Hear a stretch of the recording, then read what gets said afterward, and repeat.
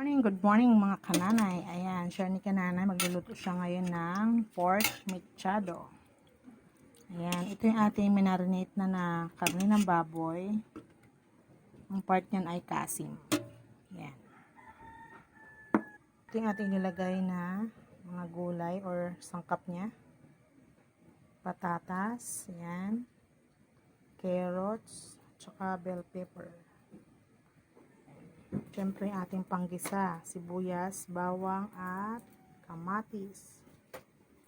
Ating sauce.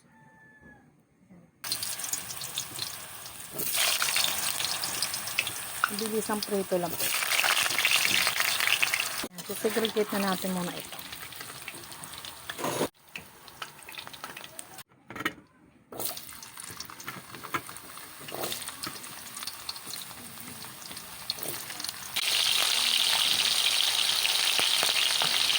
Ganito ko rin muna yung ating baboy na nakamarinate sa kanina pa. Ayan.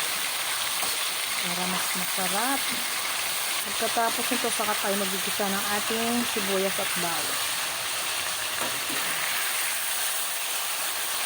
Makikita nyo na mamaya ang luto na mechado ni kananay.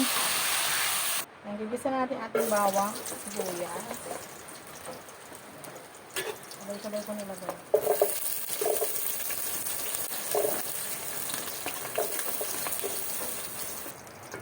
Tingnan natin ating kamatis.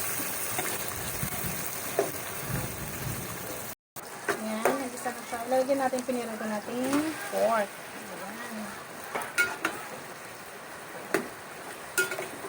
Ayan.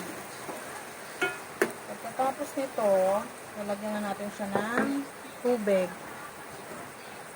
Tubigan natin siya. Para mas malambot pa yung ating pork.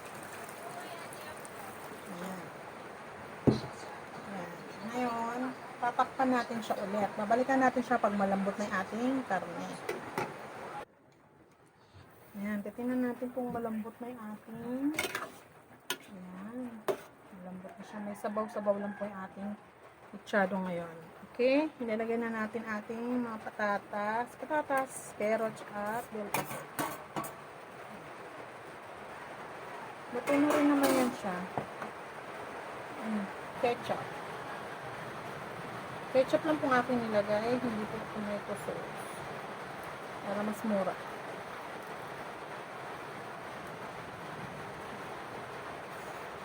Ayan, haluin natin.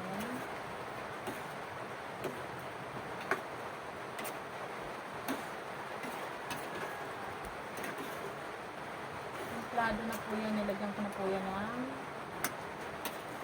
mga pampalasa. Okay. Takpan natin siya ulit. Tapos babalikan natin siya ng mga ilang minuto ulit. Okay, tingnan natin kung luto na. Ayan, mga kananay. Ayan.